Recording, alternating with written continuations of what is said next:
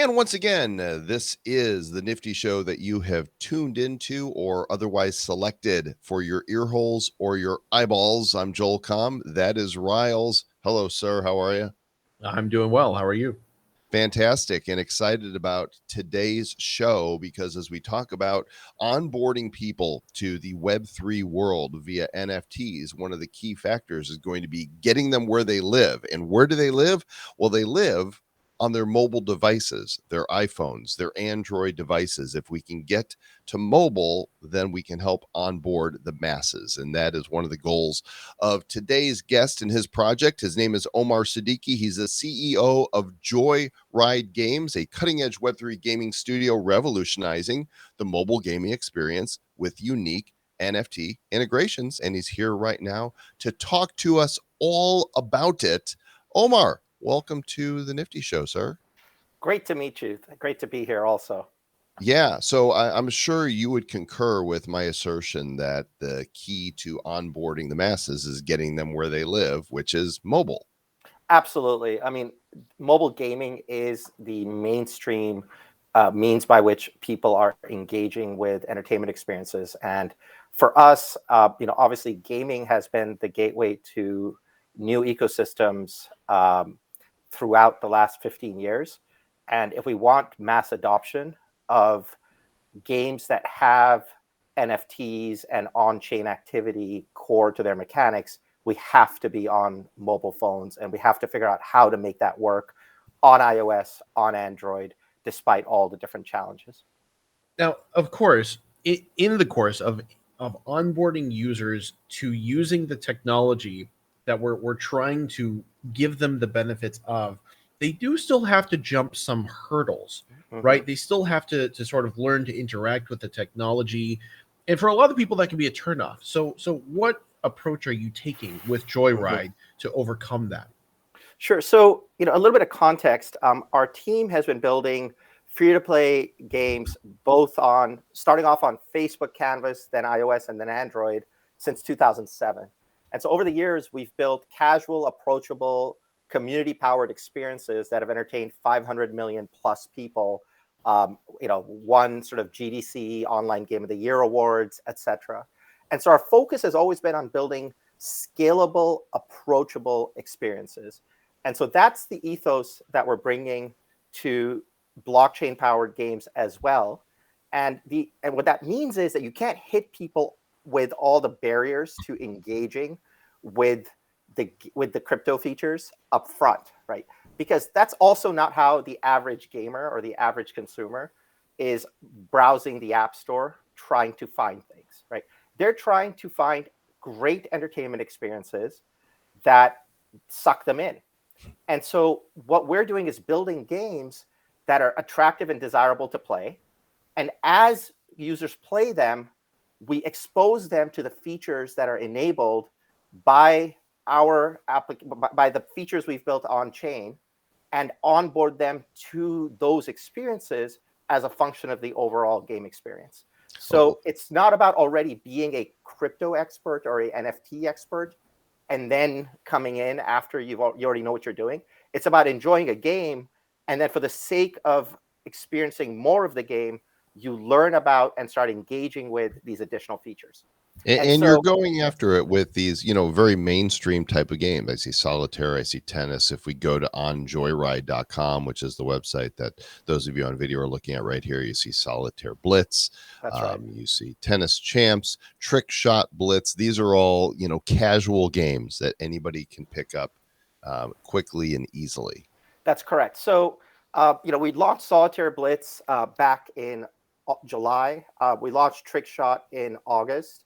And both those games in the last 6 months have already had 6 million plus players who have created a Joyride wallet to engage with the blockchain related features in those games.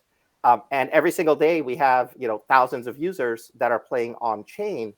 But it's worth noting that those users represent only about a quarter to a fifth of the players playing the game on any given day. Because at the end of the day, these are fun games. People are coming in, enjoying them, and then discovering certain premium features that are on chain, and then choosing to engage with those. And so it's allowing us to really, with these very casual solitaire, pool, other games in that genre that we're going to continue to be launching over the next 6-7 months, it's allowing us to build a sizable user base that is not being drawn from the traditional blockchain or crypto world, but rather is just a group of casual gamers who are interacting with the games and now find themselves with a Joyride wallet to play those games, and are becoming the vehicle by which we're now exposing more and more games to them. Now, on the website, you list a lot of these games that are featured there as including RLY prizes. So it looks like you're rewarding players with a token of some kind. Can you talk about how players are interacting with that and what they can use the token for? Sure. So in this Blitz family of games, Solitaire Blitz, Trickshot Blitz, etc., these are all skill-based games that are approachable and easy to pick up. And the premium features relate to taking your expertise in these skill-based games and competing in tournaments that actually competing in tournaments and PvP gameplay if you want to test just how good you are, right? So you can download the game, you can play it for fun, you can play it with our sort of non-premium currency, you can enter competitive matches for fun with that non-premium currency. But if you really want to test, just how good you are, you can also enter premium tournaments that are powered by the Rally token, and test your skills in that venue as well. So now, are you getting around the iPhone and Google Store crypto regulations in the US, or is there a struggle to get these apps into the US stores? So we are not live in the US with these games, but that is not due to App Store policy as much as our desire to make sure that before we do anything with tokens in the US for US players, we're completely compliant with securities and other regulations in the US. But these games are fully App Store compliant. We have navigated that process and made sure that all aspects of the game are App Store compliant. And it's something that comes up on a recurring basis with App Store reviews. So we have like a multi-page document that documents all the different things we've done to ensure that they are App Store compliant. But I think it's worth noting that the Blitz games are an ecosystem of skill-based games that will continue to grow, and we're going to continue to add more titles there, and we are planning on introducing some interesting NFTs in that ecosystem as well to reward players. On the other side, we have our Tennis Champs game, which is the first game in our Super Champs ecosystem, which you can check out at superchamps.com. And the notion with Super Champs is that you have these, cute characters that are NFTs that will be used to play with across a range of sports and action games that we are going to be powering with these characters. So it's something we're very excited about. It's something that we think is a big gap in the market that we intend to fill with great art that has game utility as well. In other words, to sort of reiterate that, one asset used across multiple different games. Correct. Now, assets will have different levels, obviously. So they're going to be game NFTs that are specific to individual games. We'll have Genesis NFTs that have certain privileges that are specific to each game. And then eventually our notion is that we would also have a metaverse NFT or set of metaverse NFTs that sort of span the full franchise, right? But it's something that is an emergent ecosystem. We've done the Tennis Champs NFT drop Genesis NFT drop last April, and that went very well and has given us a great community that we have been building the tennis game with over the last 6 to 9 months, and we are going to be announcing some exciting initiatives, both with fresh NFTs for Tennis Champs, but then also for the overall ecosystem in the coming months. And I did locate those. I'm assuming this is the collection here yes. on OpenSea, Tennis Champs Genesis. A lot of volume. You guys you're doing really well. The floor as of right now is 0.0799 ETH to pick up one of these. This reminds me a little bit of another project that we've been associated with at Altered State Machine. Are you guys bringing AI into these characters? Are these going to be intelligent players that can learn? We are viewing them as multi-channel IP. And so we do have, for example, we've already announced this. One of our characters will be getting their own TikTok channel shortly, right? And it'll be on TikTok interacting like any other, sports star with superpowers would. And so like and our intention is to continue building on that with other applications, both in game and out of game, that really takes advantage of these as compelling and exciting character IP that has utility, right? So the purpose of the NFTs for us is to have a community that cares about these characters, that cares about the world that we're creating around these characters. So there's a whole story world for them. To then also care about the media products that we're launching in that world, right? But also knowing that that character that they can own also will have a utility and privilege and use in a family of games that are also situated in that universe, right? So it's exciting for us because our team, I mean, I was a studio general manager at Disney and really loved building games there and learning how to develop and manage IP for decades that is evergreen by having this holistic view of what you're building. And so far in games, most games have been the recipient of IP that has been created in other channels. And what's really exciting to me today as a game maker, taking advantage of these NFT and blockchain capabilities, is I see a clear path to how meaningful franchises of the future will be created through Web3 games, right? That's actually where you can coalesce a community that cares. You can have a core group of people that builds with you. And then you can take that as a launch pad to really build an ever expansive world that encompasses culture as well as other media. And that's amazing, right? That's never existed before as an opportunity. So that's a really interesting assertion. I'm curious to hear more about your thoughts on what makes the approach of developing these multi-channel IP through games first fundamentally different than what's been historically effective before we had the opportunity to do this in Web3. Sure. So traditionally, you see, games are an activity, right? So I've built story-based games for, over a decade and a half, and those story-based games, earned communities of 200 million plus people, but those people came together to be in the game, to do stuff together, and to engage in game mechanics together, right? And while games have been amazing in providing a venue for people to do things together and connect with each other, they haven't necessarily they're not necessarily as effective in giving people that immersive feeling that you get from watching a movie or reading a book, where you have the theater of the mind, to where people want to escape to that world, right? And so as a result, you can see how, in the case of just looking at what gets turned into a major motion picture, it's only been the biggest, massively blockbuster games that have even had an attempt made at turning them into a movie, right? And typically the ones that at least have some very extensive backstory and world creation that accompanies them, right? Specifically Warcraft or Resident Evil or just a handful of others. Certainly on mobile, even though there's numerous mobile games that have entertained, hundreds of millions of people, very few of those, again, have that immersive experience in a world that gives you the freedom to go and build more forms of media around the core community that is coalesced in the game.